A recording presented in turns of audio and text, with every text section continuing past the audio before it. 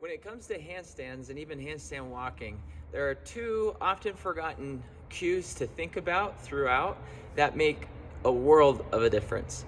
Okay, the first one has to do with breaking your hollow position, and the second has to do with using your fingers on the handstand. Okay, so starting with the first one, we want to practice back levers in order to keep our shoulders and our hips in line with each other. So what I'm talking about is here.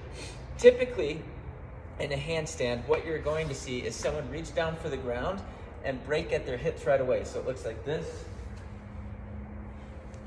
Okay, we don't want to break at the hips right away.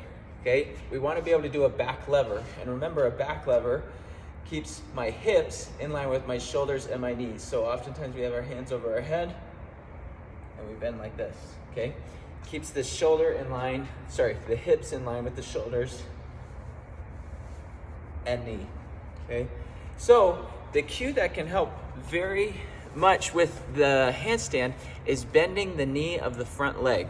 All right, so if I bend the knee of my front leg, then I can reach further and further to the ground while maintaining my hollow position. And as you can tell, if I do that, I can stay much more balanced in a handstand because I never broke my hollow position. The second is working on finger balancing, or hand balancing as it's known in the gymnastic world. The best way I have learned to do it is to set up a barbell on some high J hooks and then straddle it with your shins and your calf, working on putting as much pressure on your finger pads as possible, okay? So oftentimes you'll want to band this on the barbell, but you'll kick up, okay? Okay, kick up, put a shin here, and we're working on finding some balance between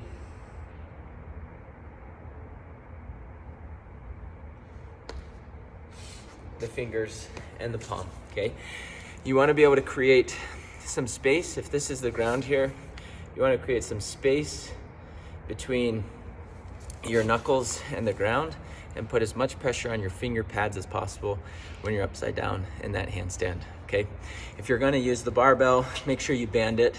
As you could tell, that first kick up, I came right back down because I didn't wanna put any pressure on the barbell coming this way for fear of it coming off. So two things, keep the hip static, don't break it when we come down, don't break here, keep the shoulder and knee connected with the hip by bending that front knee. And then the second, try to put as much pressure as possible on the finger pads to help with balancing. Hope that helps.